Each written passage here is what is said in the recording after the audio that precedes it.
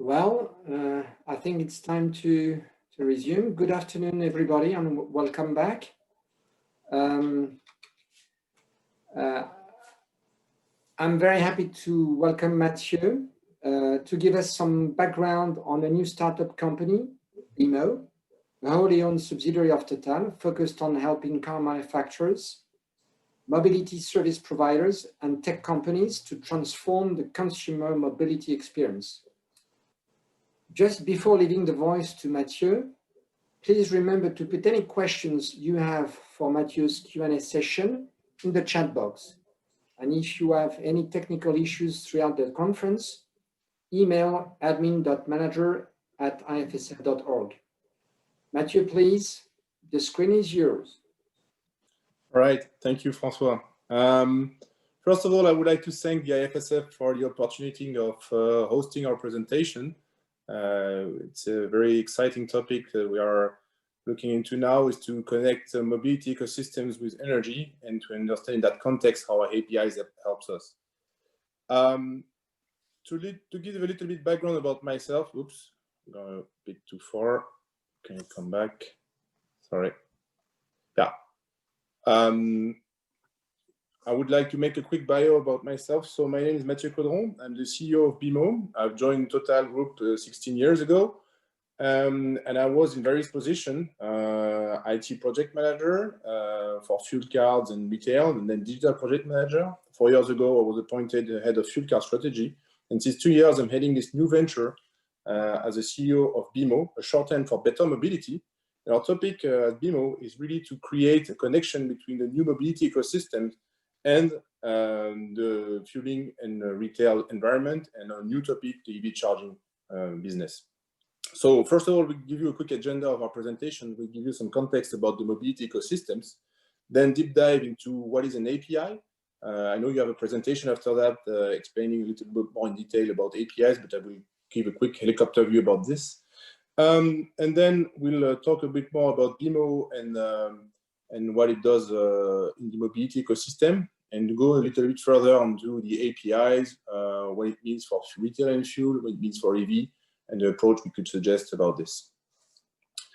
So first of all, some context. To understand where we're coming from, we are looking at the new mobility landscape and the three fundamental trends behind that new mobility landscape. The first fundamental trend is to understand that nowadays, every vehicle that's coming out of a factory is connected by default. And it's very important because you have now this two-way connectivity that is embedded in vehicles, which creates an opportunity to build all kinds of new services.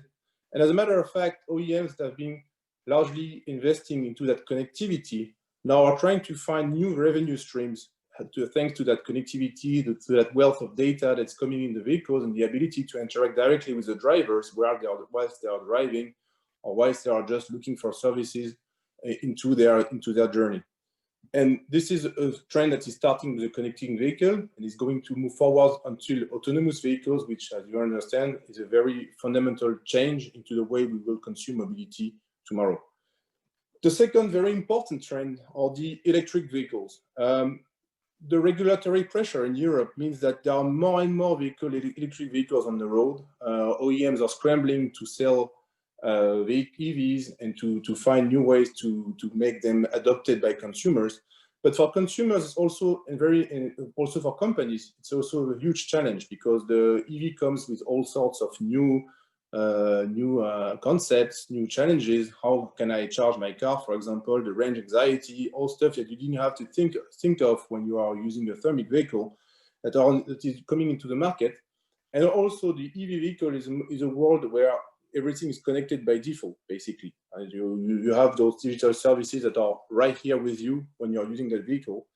And now what we see that for EV chargers and for EV vehicles, the user experience is very key, and users and consumers and companies need help to have a smooth transition toward this new energy for mobility. The last fundamental trend we see is everything around mobility as a service. Behind mobility as a service, you have all kinds of services many of you have already used. For example, ride-hailing, companies like Uber and Lyft, and in Europe, Bolt.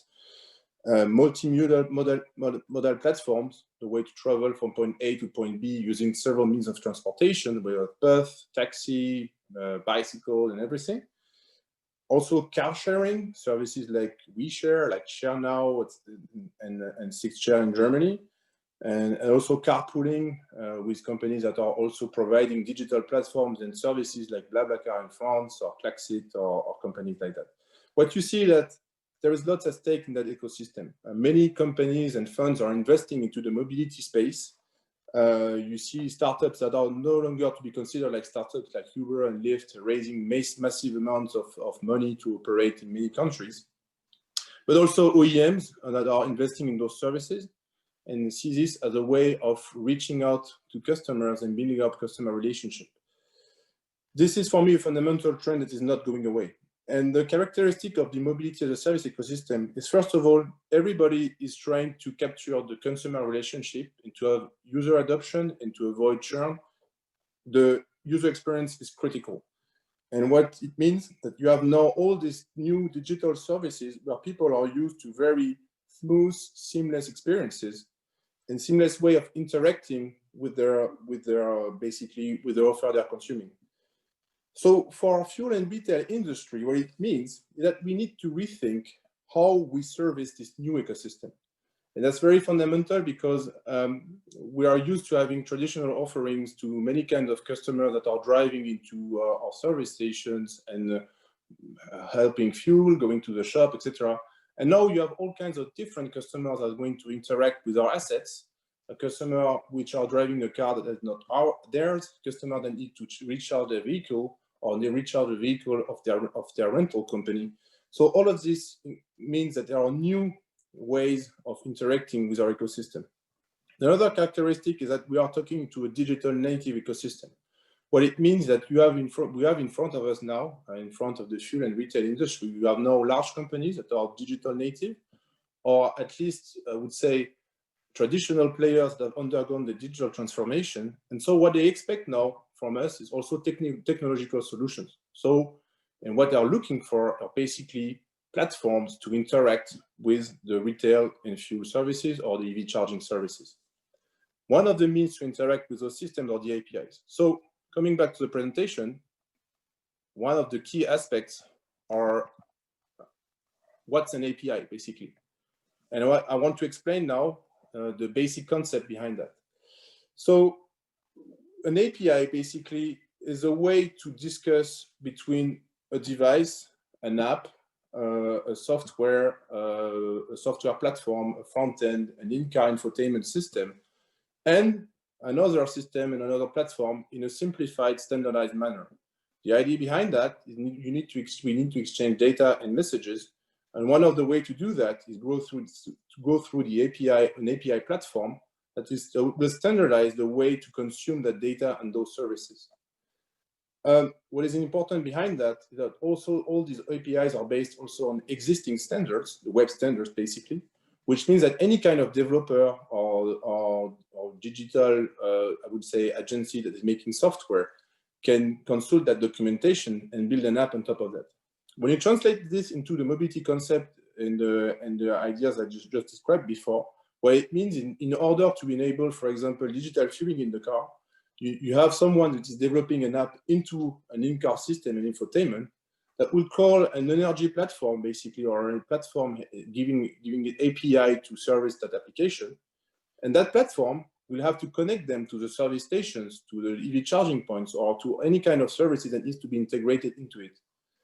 And how it will do that, it will use standards to connect to that ecosystem. So what it means is that for us, APIs are a way to accelerate the road to market for many of those new services and many of the new, to integrate those traditional and historic services like retail, like EV charging stuff into those new services and platforms. So at BMO, what we do, I will just start to give you a quick video explaining, basically giving an overview of our service. Mobility is more electric, more connected and shared than ever before. At BMO, we help car manufacturers, mobility services, and technology companies. We connect the dots between new mobility ecosystems and energy services.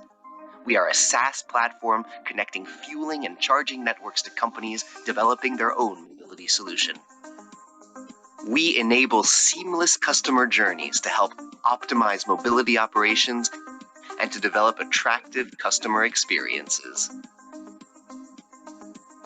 BMO offers a seamless fueling and charging experience and access to a wide European network. A customer success leader is dedicated to each customer to guarantee successful integration on their app or in-car solution. BMO, enabling your transition to better mobility.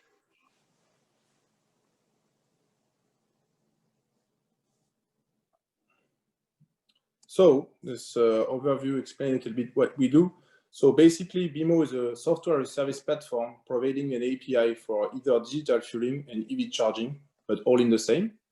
And our goal, like Francois said before, is that we help car manufacturers, fleet companies, mobility providers, car sharing and ride-hailing services to provide an innovative mobility differentiation into their services to access a multi-energy solution, to also ease all the topics around pricing and develop a new source of revenue and monetization in our business. Our goal basically is to help corporate customers to optimize their operations and costs and to significantly enhance the customer experience of the service they want to deliver. How we do that basically is we simplify all of this through our API platform. Behind it, the BMO platform has a lot of connectors to connect to different players, whether it's about the gas stations or EV charger, the charge point or the various charge point operators.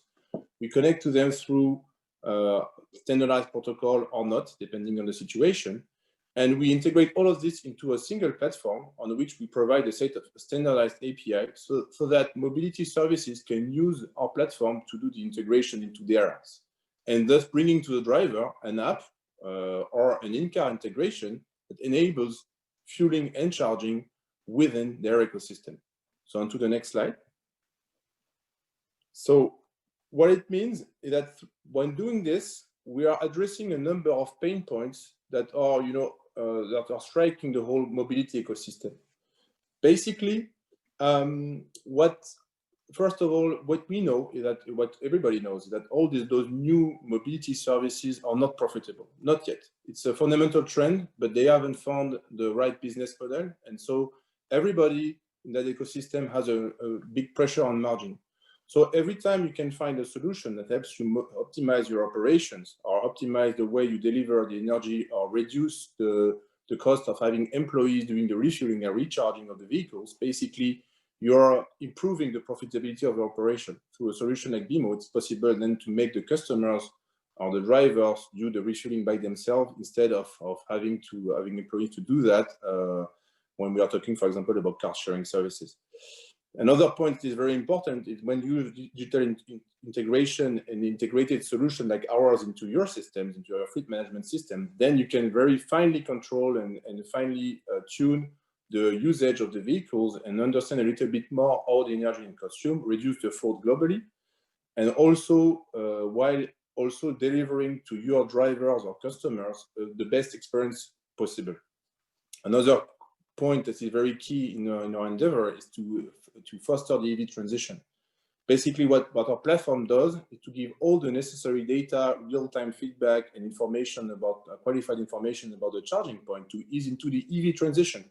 So this enhances the driver confidence. It also helps the operators to avoid having to put infrastructure everywhere, because we have a better understanding about the needs of their drivers and better understanding of their ability to serve their drivers with an efficient charging solution. And our ambition is also to provide a European-wide network of energy services connected. And so we are there yet with more than 120,000 chargers connected to our platform, EV chargers.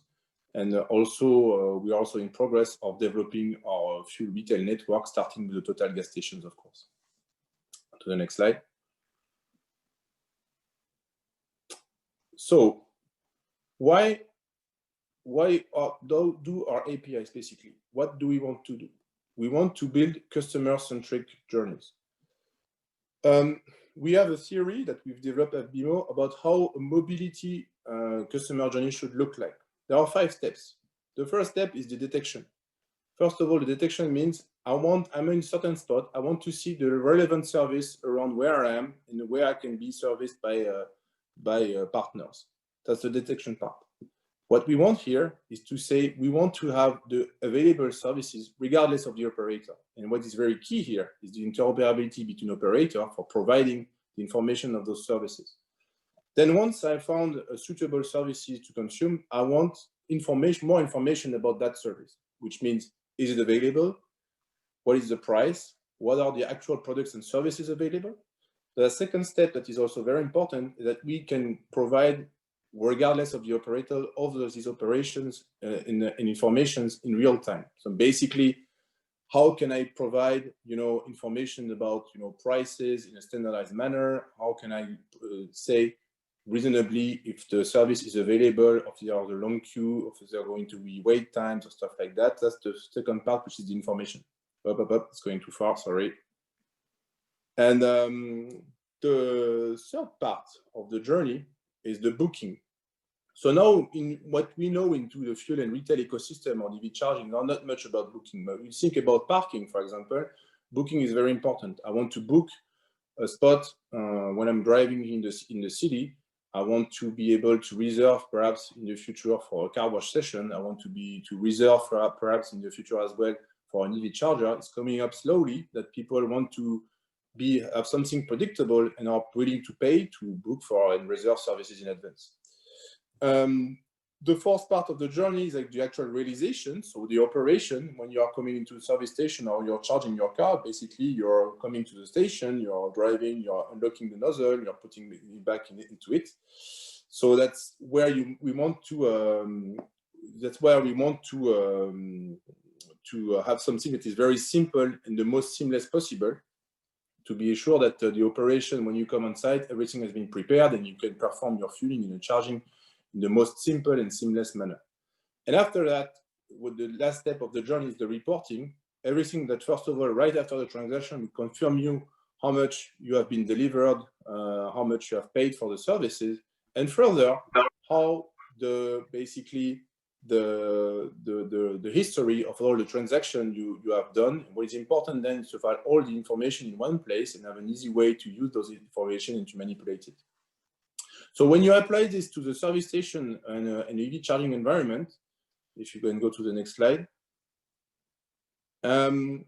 it's very simple actually. When you consider the case for fueling, for example, when first of all your car is running on empty, you will use our services, our API services, to locate all the service around the point you're driving, and find the nearest station, whether it's an electric or fueling station. Get the information about the products, then drive to the station. Once you're at the station, and basically when we're talking about pump or EV charge, it's almost the same. You will just confirm in front of which pump or charging station you're basically stopped. Just go out of the car, fuel the car, hang back the nozzle, and drive away. And this customer journey is what can be embedded in all kinds of new mobility services from operators like OEMs, like car sharing, like ride-hailing platforms.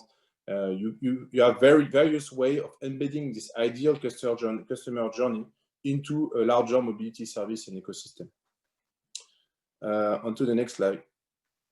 So what we felt when we are going into this is that if you want to develop this kind of seamless journey in the retail and fuel environment, there is a key issue to solve. And that's where what we've seen is that conceptually, everybody thinks about the same. When you're fueling your car, basically, you're more or less always doing the same thing regardless of the operator. But when it comes to the technical solution, everybody has something not quite the same, actually quite different in some cases.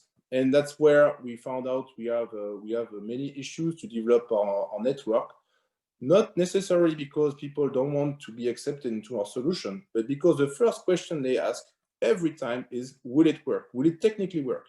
So if you see on the next slide, what we felt is that today, the ecosystem when it comes to fuel and retail is insufficiently standardized. You have many standards done by IFSF and primarily in Europe about what goes into the station, onto the forecourt. But when it comes to connecting the station to a digital ecosystem, for now, there is no like universal standard to do this.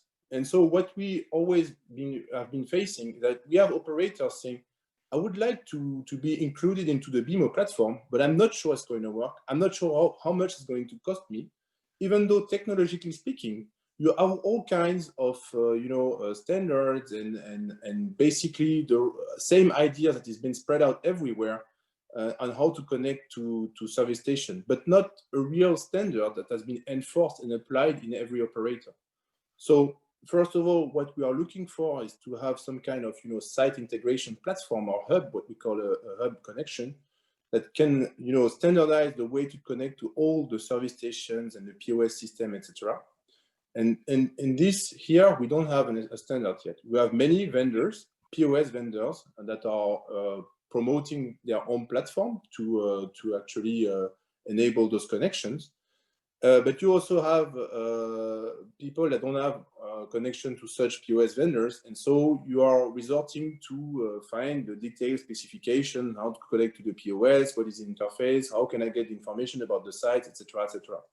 So yeah, basically, what it means for us is that each time we want to connect a new operator, there is an additional development to be made, an additional investment to be made, and this prevents also the scalability of such initiative like BMO. On to the next slide. So when we compare this to what is going on into the EV charging space, what we've seen is that no operator can claim coverage or significant coverage into a country. So this ecosystem has been forced to be interoperable by design, basically. And what we've seen, and if you can go to the next slide, is that basically we have now almost a de facto standard for connecting to EV charging operators, which is the OCPI. So this whole ecosystem is interoperable by design. And we have the possibility to have seamless customer journey that are right embedded into that standard. And it's also future-proof because in the EV charging space, they are now talking now about a fully seamless journey where you just have to go out and plug out your car and do nothing else, which is the ISO 15118. And what it means for us is that we are able to very quickly connect to hundreds of operators in less than 1 year, because we know each time there is a standard protocol that we can apply in the same logic that can be followed everywhere.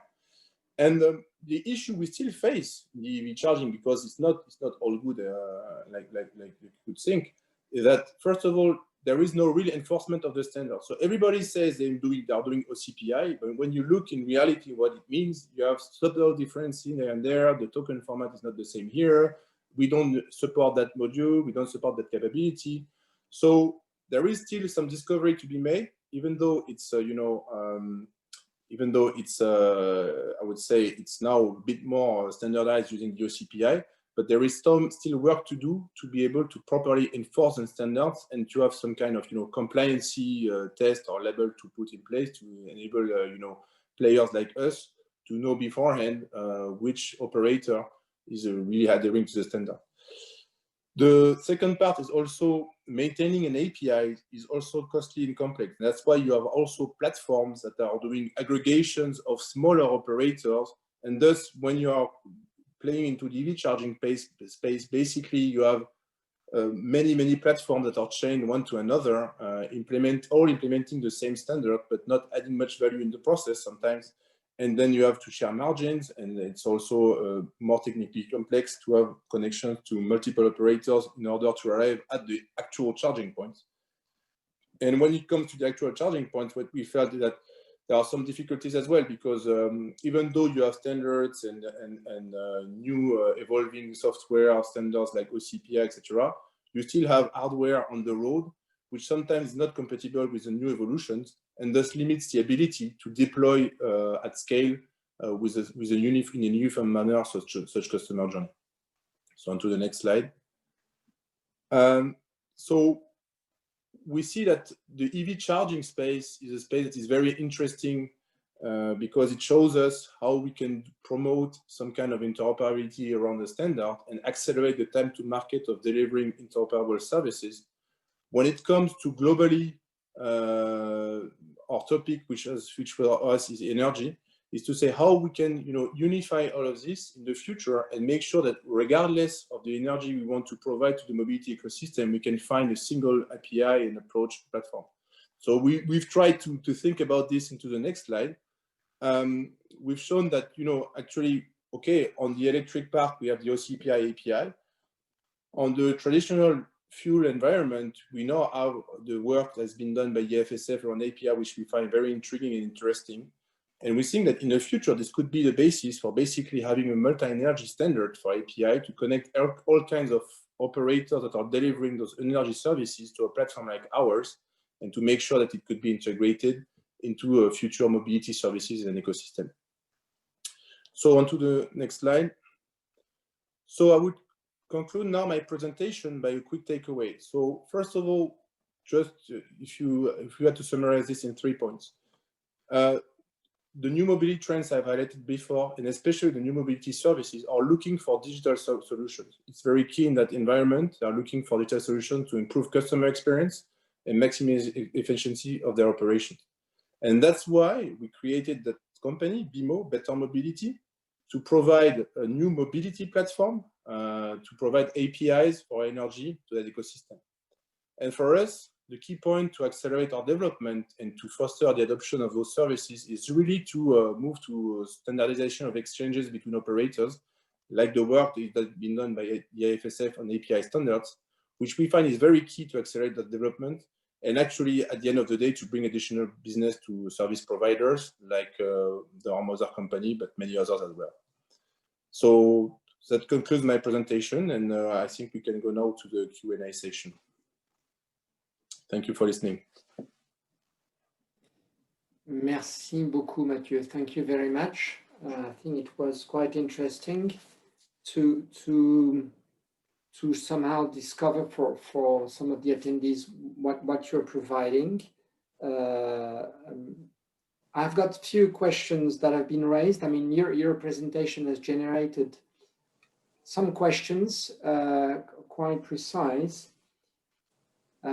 If I may, and that's better maybe for the dialogue. I don't know if you can see me still. Yeah, I can see you, François. So as such, first question is, and let me grab one. There's one very maybe general is, do you consider that the standardization carried out by the IFSF, for example, is a threat or an opportunity for your activity? But I believe by raising that question somehow in your presentation, you did provide the answer. So. Well, I think it's a great opportunity because we would rather focus on developing the services we provide into the mobility ecosystem space than having to deal with all kinds of specifications of POS systems and vendor-specific solutions. Basically, what we would like to have a quick and easy conversation when we approach fuel operators to connect into our platform, saying, okay, you are using IFSF API standards, great, we are covered. And then we can move on to the more business and technical discussions regarding how to provide those services and discuss on the business side of things. So yeah, it's I think it's fundamental that those standards are coming in the market and that are adopted quick and also somewhat enforced, because it's very important that we find some kind of standardization that also happens in reality. Everybody is going to use the IFSF and the APIs in the same manners and a predictable way of connecting to this ecosystem. Thank you. The next question is maybe closer to your field. How to envisage the prospects of mobility? Are we at the beginning of the story, or has the story already started well? I think we are facing a complicated year, to say the least, especially in the mobility space. But what I'm really convinced of is that there is a fundamental trend that is not going away. And I think we are really at the beginning of the story. We have a few waves of first new mobility service that is coming up on the market, but we are seeing that when you consider leasing, for example, the leasing space has not been very digitized at the moment. It's starting to get slowly digitized. So we are going to see a more and more push for more and more digital offers and ways to use those new mobility services in many companies and many contexts. So I would rather say we are at the beginning of the story now. Yeah. Okay, we're at the beginning. Okay, so it means that we're on time to as a standard body for IFSF to produce those new APIs, because you were referring to those, in order to make the mobility business, let's say, develop and deploy rapidly. Yeah, I agree. I see there are some questions in the chat. François, you want me to? Yeah, I've got one from John Carrier, who's one of our most, the most experienced IFSF standard consultant we have. Merci, John, for your question. Thank you very much. His question is, how much of the IFSF data dictionary and design guides does BMO uses today? Are you familiar with the IFSF data dictionary and design guides? So we've taken a look into it. So when it comes to the API part, we are not, as of today, using much of that specification, but definitely in the future as something we would consider. As of the implementation of the traditional IFSF standard, we've actually implemented a full IFSF connector into our platform. And actually, we've built an IFSF simulator by our wonderful fueling squad, which has done a lot of work integrating the standard and baking it into the platform. So we are very keen on integrating future developments of the IFSF standards into our development. So not right now, but in the near future for sure. Thank you. You mentioned early on about two standards, IFSF and OCPI. How do you? What are your views about those two standards?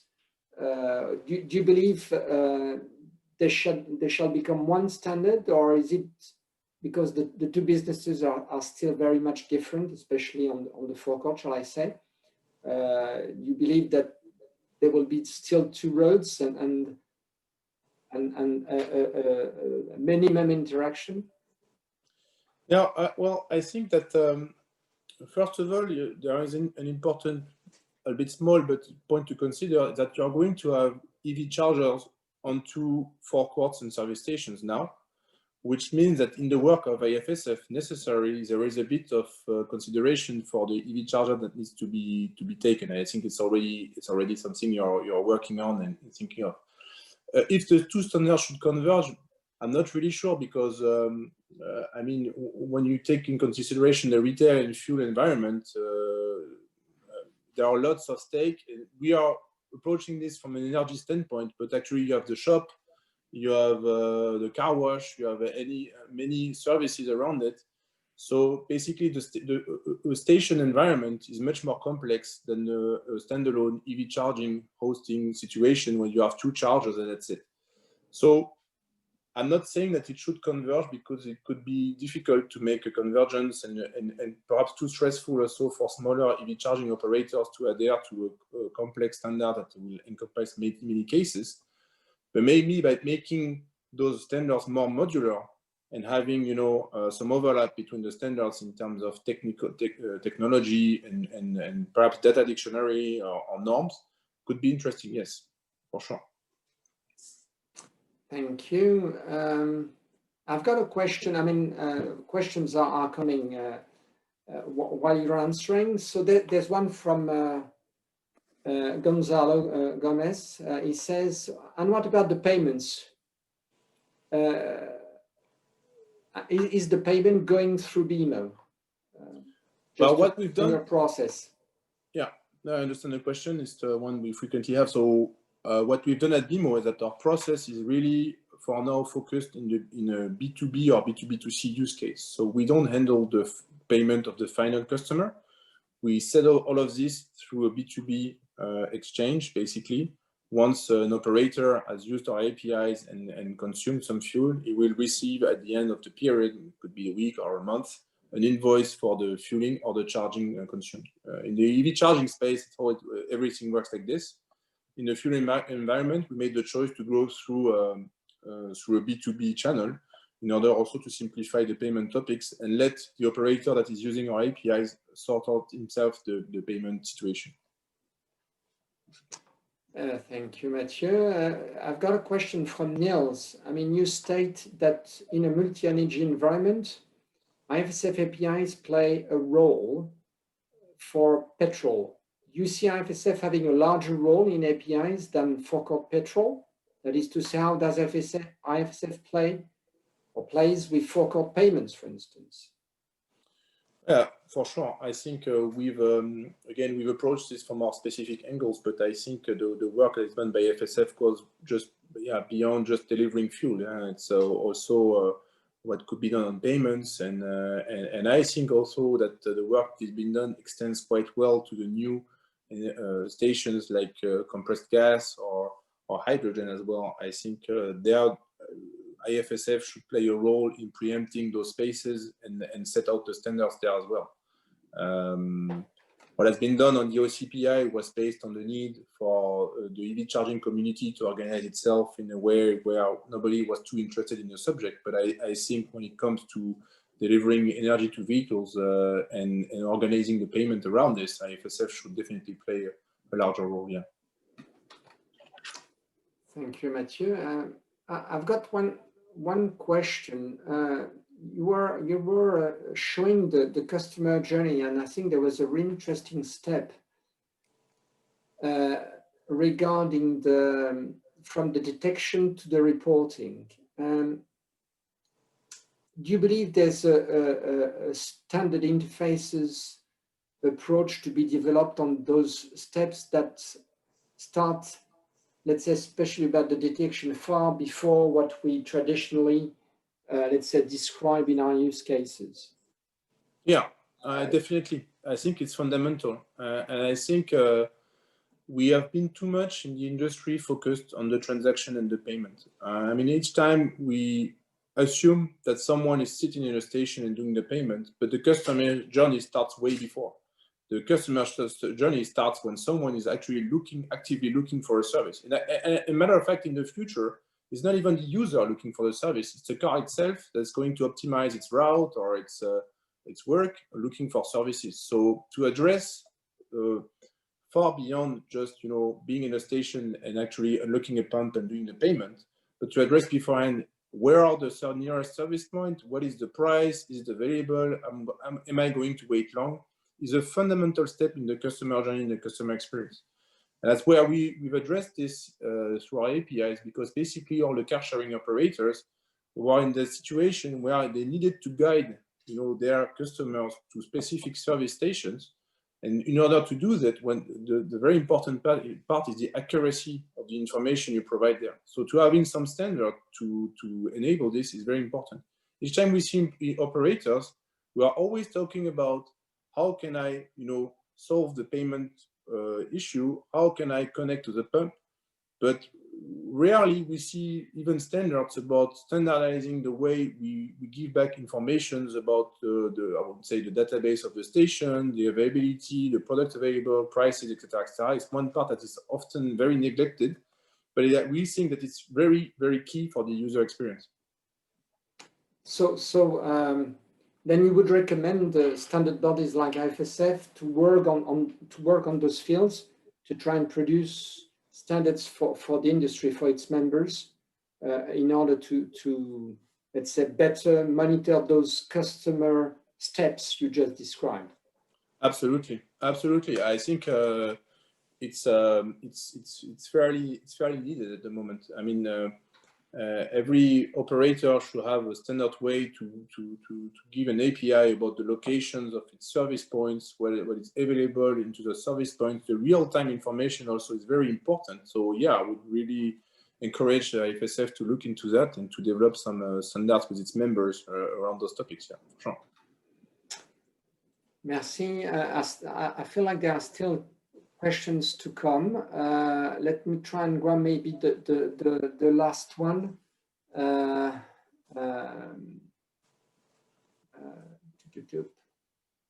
Well, there is one from Eric Poupon that says, what might look like a unified multi-energy standard in comparison with our actual IFSF standards? What would be the major changes to be brought to? I mean, as you know IFSF, because you mentioned you applied some IFSF standards, and you also know CPI. So as a matter of fact, I mean, to John Eric's concerns is, yeah, what would be for you the next step maybe on those changes to be brought to be really a multi-energy standard provider for IFSF? What would be your advice?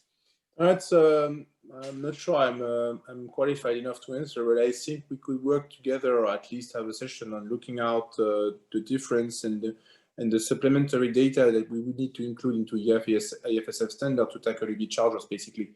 I don't think there is that much work to do. The problem behind that we can think in a room and define a standard. What we need to find is the adhesion of the operators to enforce that standard across the ecosystem. So that's why, you know, even though right now the IFSF will do, you know, integration of everything around EV charging, etc., all the operators are also working on the OCPI standards. So we find a way to bring this community to the table and making sure that both standards are evolving and actually adding parts, each one to the other, and make sure that it's also adopted by the ecosystem. I mean, for now, we've connected to more than 300 operators, and no one knows or has looked into the IFSF standards when it comes to EV charging. So there is some evangelization work also to be done to be sure that to develop that standard further. Well, time flies, Matthieu. Sorry to say we need to stop here the Q&A session. Thank you very much for your presentation and for coming along today to share with us your innovative and interesting new challenges. It sounds like BMO and IFSF will be talking together going forward to ensure that our standard APIs can support this new venture.